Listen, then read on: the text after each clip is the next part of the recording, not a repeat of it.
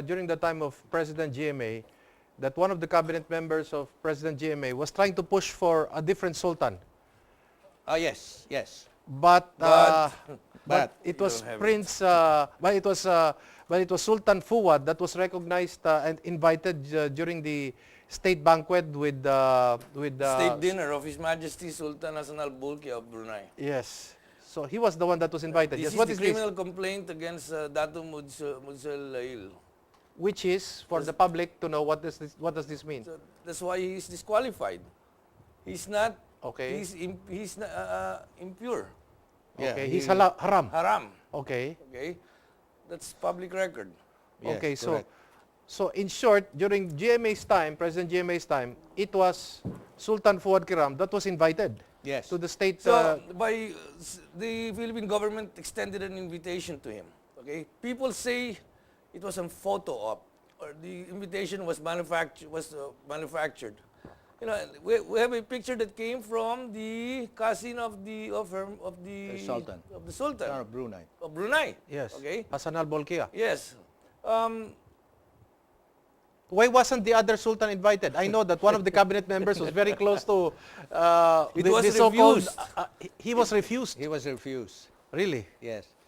He So- was refused because the royal palace, through His Majesty Sultan Hassan al-Bolkiah, stated That if the Sultan of Brunei will meet the Sultan of Sulu and Sabah, He has to be the legitimate it one. must be the true and legitimate Sultan of Sulu and Sabah, and his name is His Majesty Sultan Muhammad Fuad Abdullah Kiram I. Some Okay. sectors were saying that the photograph of His Majesty Sultan Fuad Kiram being presented to His Majesty Sultan Hassan al-Bolkiah by Her Excellency President Gloria Arroyo was a photo op.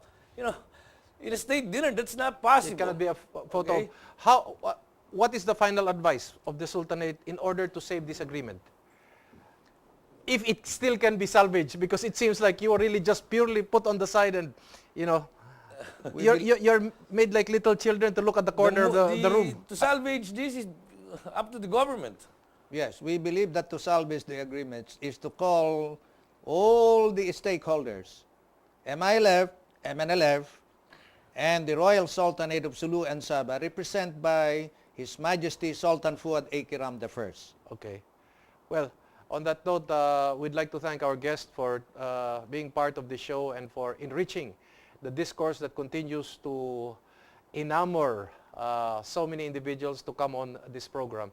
This is the program that wishes to bring to you the truth, which other stations will try to equivocate on. Marami pong salamat. Ako po si Eric Espina na nagsasabi palagi sa inyo, magmasid, makialam, higit sa lahat ay manindigan. Dahil wala pong magmamahal sa Pilipino kung hindi ang Pilipino. Daghang salamat, maayong gabi kaninyong tanan.